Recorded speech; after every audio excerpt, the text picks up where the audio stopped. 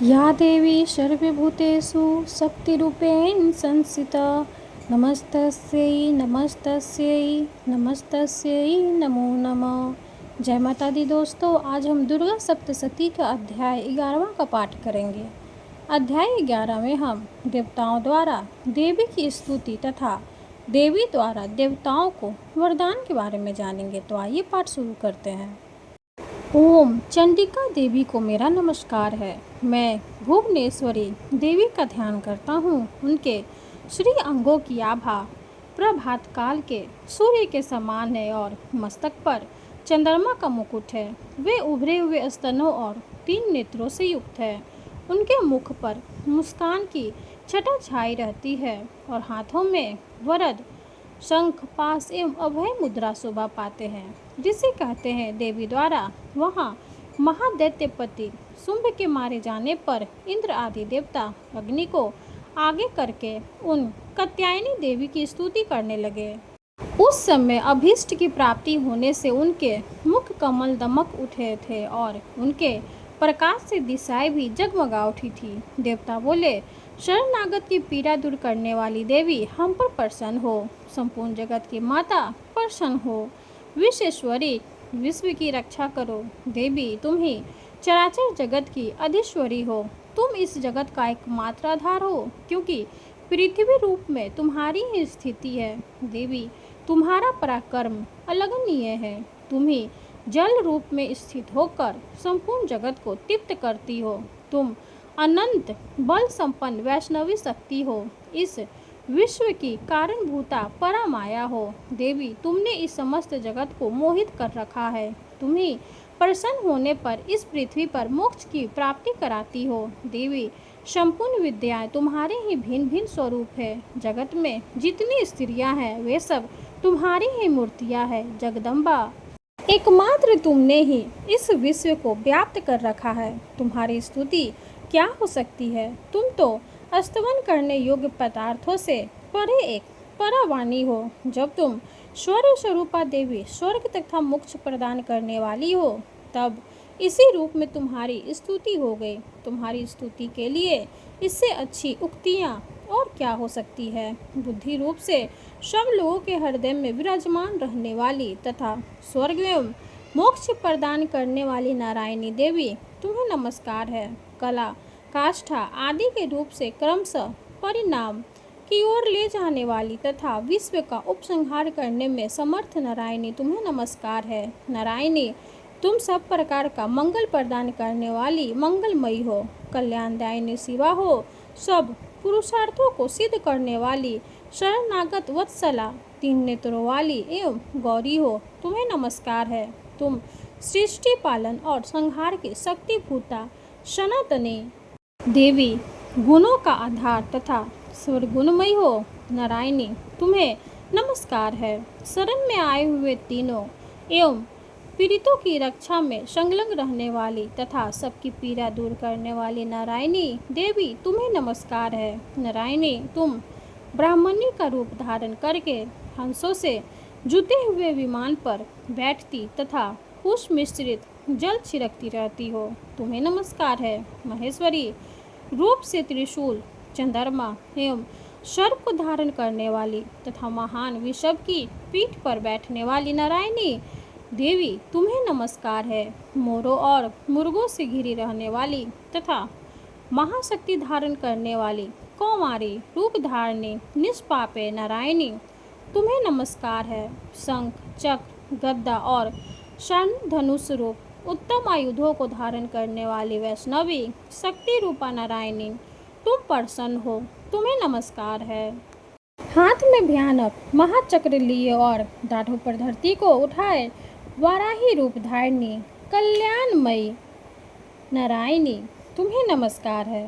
भयंकर निरूप से दैत्यों के वध के लिए उद्योग करने वाली तथा त्रिभुवन की रक्षा में संलग्न रहने वाली नारायणी तुम्हें नमस्कार है। मस्तक पर किरीट और हाथ में महाव्रज धारण करने वाली सहस्त्र नेत्रों के कारण उद्दीपक दिखाई देने वाली वृष्टासुर के प्राणों का अपहरण करने वाली इंद्र शक्ति रूपा नारायणी देवी तुम्हें नमस्कार है। शिवदूती रूप से दैत्यों की महती सेना का संहार करने वाली, भयंकर रूप धारण तथा विकट गर्जना करने वाली नारायणी, तुम्हें नमस्कार है।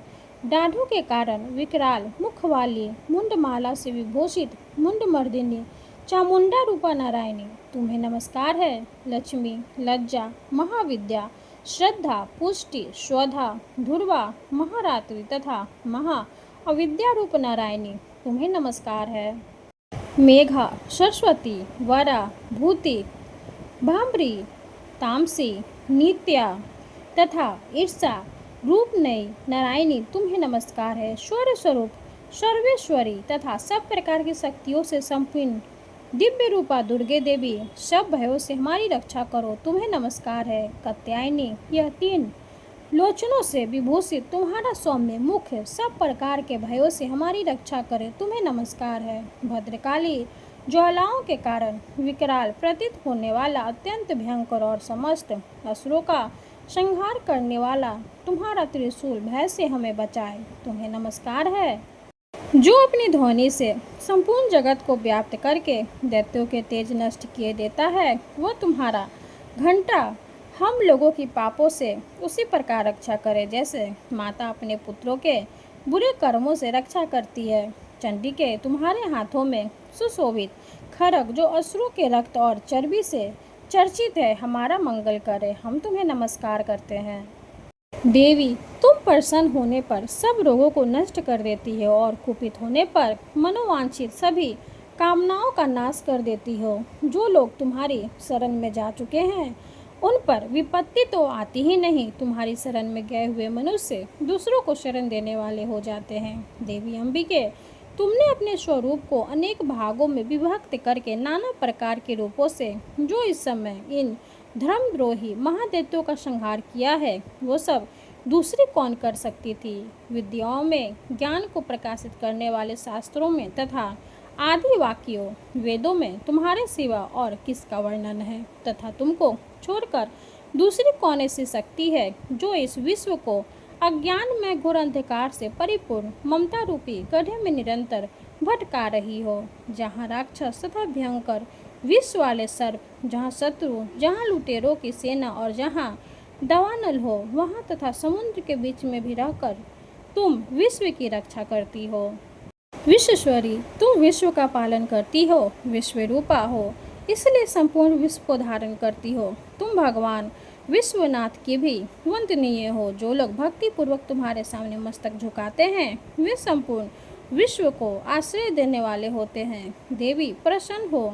जैसे इस समय असुरों का वध करके तुमने शीघ्र ही हमारी रक्षा की है, उसी प्रकार सदा हमें शत्रुओं के भय से बचाओ। संपूर्ण जगत का पाप नष्ट कर दो और उत्पात एवं पापों के फलस्वरूप प्राप्त होने वाले महामारी आदि बड़े बड़े उपद्रव को शीघ्र दूर करो। विश्व की पूरा दूर करने वाली देवी, हम तुम्हारे चरणों पर पड़े हुए हैं, हम सब प्रसन्न हो। त्रिलोक निवासियों की पूजनीय परमेश्वरी, सब लोगों को वरदान दो। देवी बोली, देवताओं, मैं वर देने को तैयार हूँ। तुम्हारे मन में जिसकी इच्छा हो वह वर मांगो। संसार के लिए उस उपकारक वर को मैं अवश्य दूंगी। देवता बोले, सर्वेश्वरी, तुम इसी प्रकार तीनों लोकों की समस्त बाधाओं को शांत करो और हमारे शत्रुओं का नाश करती रहो। देवी बोली, देवताओं, वैवस्वत मनवंतर के 28वें युग में शुंभ और निशुंभ नाम से 2 अन्य महादैत्य उत्पन्न होंगे। तब मैं नंदगोप के घर में उनकी पत्नी यशोदा के गर्भ से अवतीर्ण हो विंध्याचल में जाकर रहूंगी और उक्त दोनों असुरों का नाश करूंगी। फिर अत्यंत भयंकर रूप से पृथ्वी पर अवतार ले मैं वे प्रचलित नाम वाले दानवों का वध करूंगी। उन भयंकर महादैत्यों को भक्षण करते समय मेरे दांत अनार के फूल की भांति लाल हो जाएंगे। तब स्वर्ग में देवता और मृत्युलोक में मनुष्य सदा मेरी स्तुति करते हुए मुझे रक्तदंतिका कहेंगे। फिर जब पृथ्वी पर 100 वर्षों के लिए वर्षा रुक जाएगी और पानी का अभाव हो जाएगा, उस समय मुनियों के स्तवन करने पर मैं पृथ्वी पर आयोजिन स्वरूप में प्रकट हो जाऊंगी और 100 नेत्रों से मुनियों को देखूंगी। अतः मनुष्य शताक्षी इस नाम से मेरा कीर्तन करेंगे। देवताओं, उस समय मैं अपने शरीर से उत्पन्न हुए शाकों द्वारा समस्त संसार का भरण पोषण करूंगी। जब तक वर्षा नहीं होगी तब तक वे शाक ही सबके प्राणों की रक्षा करेंगे। ऐसा करने के कारण पृथ्वी पर शाकंभरी नाम से मेरी ख्याति होगी। उसी अवतार में मैं दुर्गम नामक महादैत्य का वध भी करूंगी। इससे मेरा नाम दुर्गा देवी के रूप में प्रसिद्ध होगा। फिर मैं जब भीम रूप धारण करके मुनियों की रक्षा के लिए हिमालय पर रहने वाले राक्षसों का भजन करूंगी, उस समय सब मुनि भक्ति से नतमस्तक होकर मेरी स्तुति करेंगे। तब मेरा नाम भीमा देवी के रूप में विख्यात होगा। जब अरुण नामक दैत्य तीनों लोकों में भारी उपद्रव मचाएगा, तब मैं तीनों लोकों का हित करने के लिए 6 पैरों वाले असंख्य भ्रमरों का रूप धारण करके उस महादैत्य का वध करूंगी। उस समय सब लोग भ्रामरी के नाम से चारों ओर मेरी स्तुति करेंगे। इस प्रकार जब जब संसार में दानवी बाधा उपस्थित होगी, तब तब अवतार लेकर मैं शत्रुओं का संहार करूंगी। इस प्रकार श्री मार्कंडेय पुराण में सार्वनिक मनवंतर की कथा के अंतर्गत देवी महात्म्य में देवी स्तुति नामक 11वां अध्याय पूरा हुआ। माता रानी की जय हो।